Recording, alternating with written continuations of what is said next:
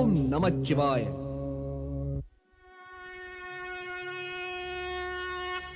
ஓம் நம சிவாய. ஓம் நம சிவாய. ஓம் நம சிவாய. ஓம் நம சிவாய. ஓம் நம சிவாய. ஓம் நம சிவாய. ஓம் நம சிவாய. ஓம் நம சிவாய. ஓம் நம சிவாய. ஓம் நம சிவாய. ஓம் நம சிவாய. ஓம் நம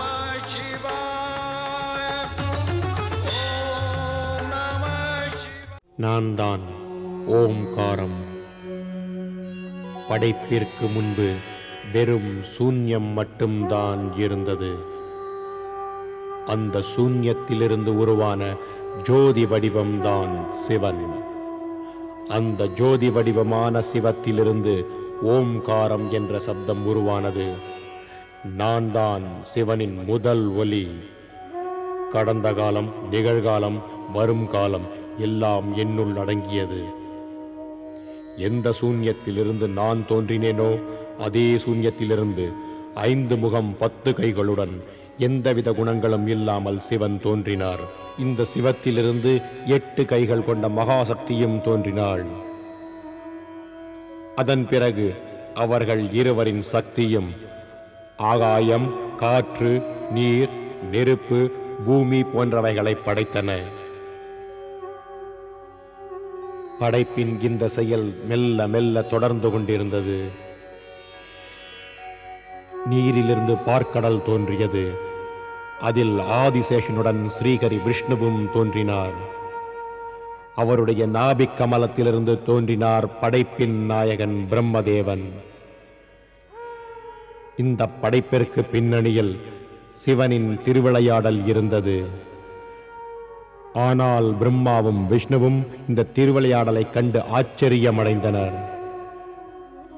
அவர்களை சமாதானம் செய்ய சதாசிவனின் ஜோதி வடிவம் தோன்றியது. சதாசிவனின் ஆணைப்படி பல யுகங்களாக ஓம் நமச்சிவாய. ஓம் நமச்சிவாய. ஓம் நமச்சிவாய. ஓம் நமச்சிவாய. ஓம் நமச்சிவாய. ஓம்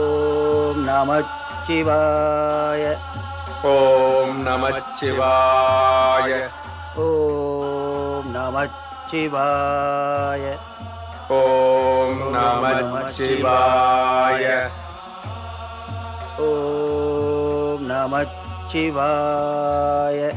ஓம் நமச்சிவாய. ஓம் நமச்சிவாய. ஓம் நமச்சிவாய. ஓம் நமச்சிவாய. ஓம் நமச்சிவாய. ஓம் நமச்சிவாய. ஓம் நமச்சிவாய. ஓம் நமச்சிவாய. ஓம் நமச்சிவாய.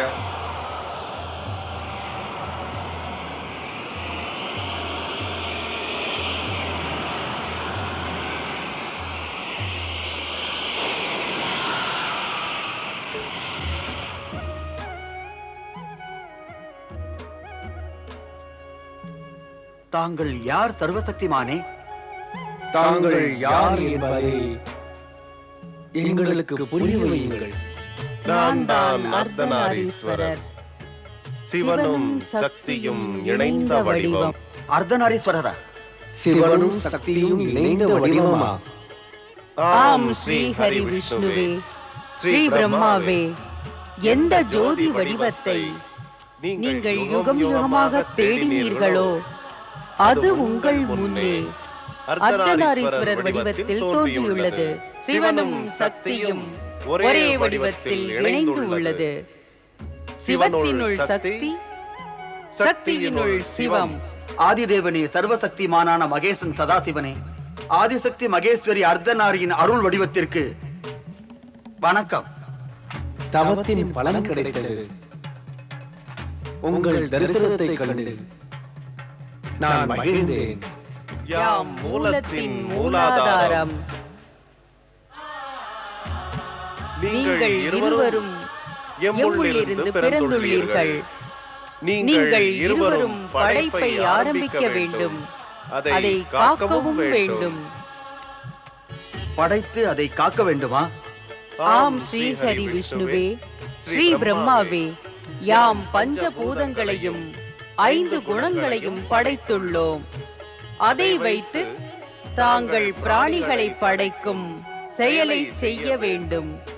ஸ்ரீ ஹரி விஷ்ணுவே, ஸ்ரீ பிரம்மா படைக்கும் படைப்பை தாங்கள் காக்கவும் வேண்டும். தங்களான அர்த்தநாரீஸ்வரரே, அர்த்தநாரீஸ்வரரான சிவசக்தியே, தங்களின் இந்த வடிவம் எப்பொழுதும் பூஜைக்கு ஏற்றதா?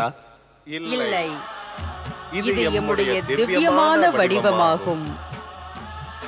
சிவம் இந்த உலகிற்காக ஏற்ற வடிவத்தை படைப்பிற்கு பிறகு கைலையில் ஏற்படுத்தும்.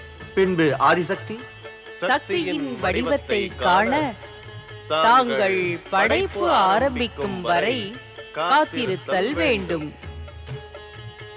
இனி தாங்கள் இருவரும் தங்களின் கடமையை துவங்குங்கள்.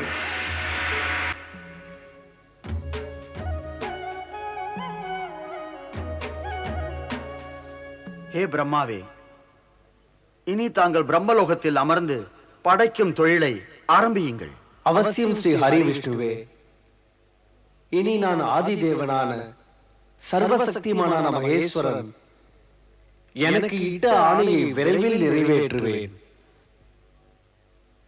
ஓம் நமச்சிவாய.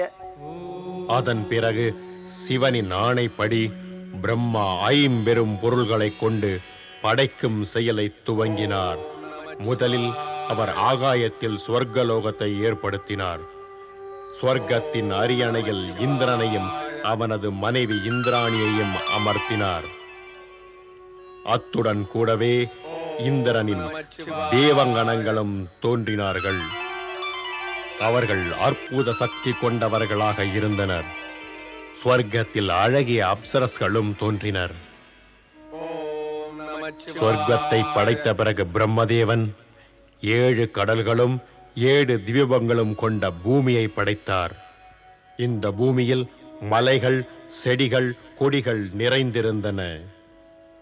மெல்ல மெல்ல பூமியில் பிராணிகளும் விலங்குகளும் பறவைகளும் காடுகளில் தோன்றின. சொர்க்கலோகத்தையும் பூலோகத்தையும் படைத்த பிறகு பிரம்மதேவன் பாதாள உலகத்தையும் நரகத்தையும் ஏற்படுத்தினார். பாதாள உலகத்தில் அசுரர்கள் தோன்றினார்கள்.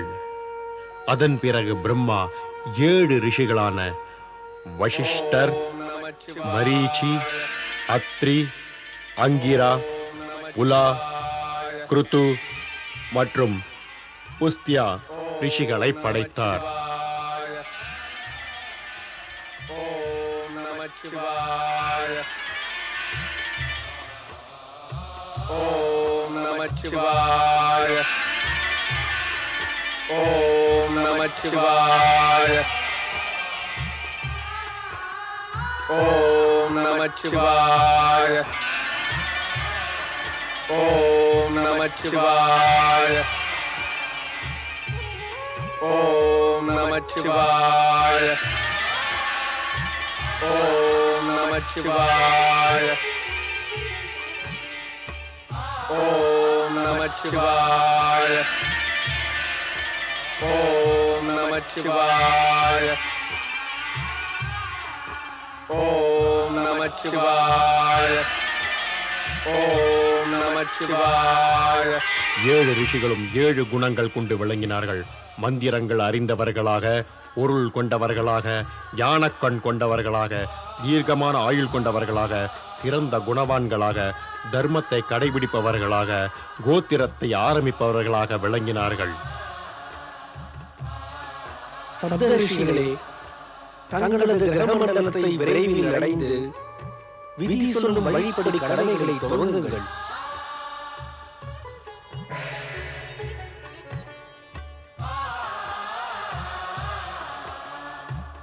ஓம் நமச்சிவாய.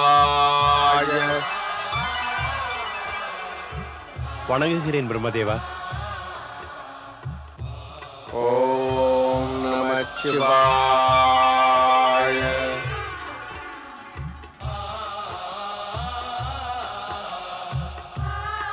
எங்களுக்கு தங்கள் கட்டளை என்ன பிரம்மதேவா?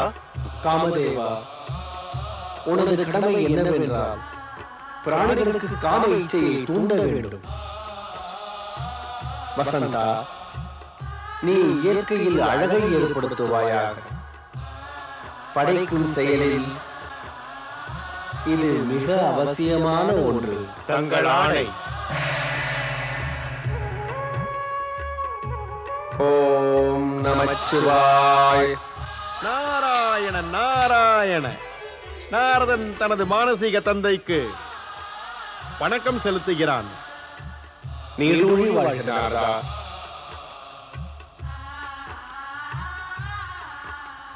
நீ ஸ்ரீஹரி விஷ்ணுவின் பரமபக்தனாக பிரபலமடைந்து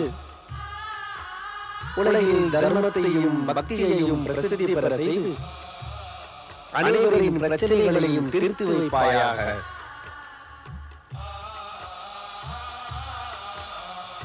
நாராயண நாராயண. ஓம் நமச்சிவாய. ஓம் நமச்சிவாய. ஓம் நமச்சிவாய.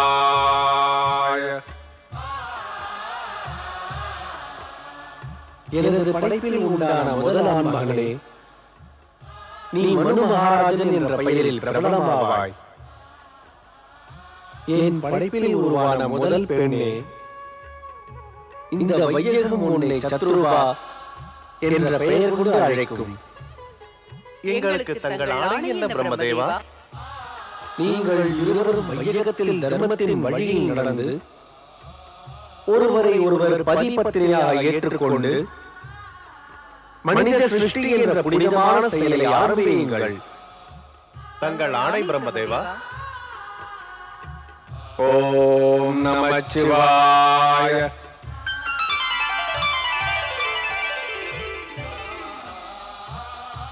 எனக்கு தங்களிடம் ஆணை என்ன பிரம்மதேவா? சந்தியா, நீ மனிதர்களுக்கு யாகங்களில் உதவி செய்வதற்கும் இஷ்ட தெய்வத்தையும் முன்னோர்களுக்கும் ஆராதனை செய்ய உதவி செய்வதற்கும் தோன்றியுள்ளாய். நீ தர்மரிஷியின் ஆசிரமத்தில் கடமையை துவக்குவாயாக. தங்கள் ஆணை பிரம்மதேவா. ஓம் நமச்சிவாய. ஏ சதாசிவனே, உன் இச்சைப்படி பிரம்மாவும் விஷ்ணுவும் தோன்றியுள்ளோம். எல்லா சிருஷ்டிகளும் ஏற்பட்டுள்ளன. தாங்கள் தான் ஞானம் விஞ்ஞானம், கலை நாட்டியம், சங்கீதம் கல்வியின் பிறப்பிடமாவீர்கள். நான் தங்களை வேண்டுகிறேன். கல்வி, ஞானம், சங்கீதம் கலைகளின் அறிவை உலகில் இருக்கும் ஜீவராசிகளிடம் புகட்ட தேவி சொரூபமான ஒரு திவ்ய சக்தியை உருவாக்க வேண்டும். அதை ஆராதித்து மனித இனமானது கல்வி, புத்தி, கலை போன்ற ஞானங்களை பெற வேண்டும்.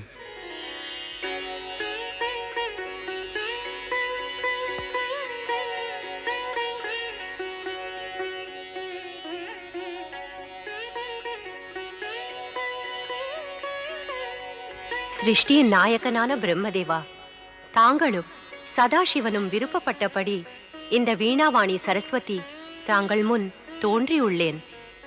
எனது கடமை என்ன? ஹே மகாதேவி சரஸ்வதி, சிருஷ்டிகளுக்கு கலை, சங்கீதம், ஞானம், விஞ்ஞானம் மற்றும் பல வித்தைகள் உன்னை ஆராதிப்பதால் கிடைக்க வேண்டும். இவ்வாறு மானிடர்களுக்கு நீ அருள வேண்டும். இதுதான் என் விருப்பம். சிருஷ்டியின் நாயகனாக விளங்கும் பிரம்மாவின் ஆணையை நான் நிறைவேற்றுவேன். இவ்வாறு தனது படைப்பில் மனம் லயித்துப் போன பிரம்மதேவன் தனது மனதில் படைக்க நினைத்த தட்சனை படைப்பதற்கு மறந்தே போய்விட்டார். பிறகு பிரம்மனிலிருந்து வெளிவந்த தட்சன் பிரம்மாவை கடிந்து பேசினான். என்னையும் படைத்து விடுங்கள் பிரம்மதேவா. தங்கள் மைந்தன் தட்சனை படைப்பதற்கு எவ்வாறு மறந்தீர்கள்? பிரம்மதேவா, தங்கள் மனதில் நான் என்றோ தங்கள் மைந்தனாக பிறந்து விட்டேன். வெளியில் வர வழியை தேடி அலைந்து தங்கள் கால் கட்டை விரல் வரை வந்து விட்டேன். என்னையும் படைத்திடுங்கள் பிரம்மதேவா. எனக்கு உருவமளியுங்கள் தந்தையே. தட்சனே, நான் படைக்கும் இப்படைப்புகளை கண்டு மகிழ்ந்து உன்னை நான் மறந்து விட்டேன். கவனிக்கவே இல்லை.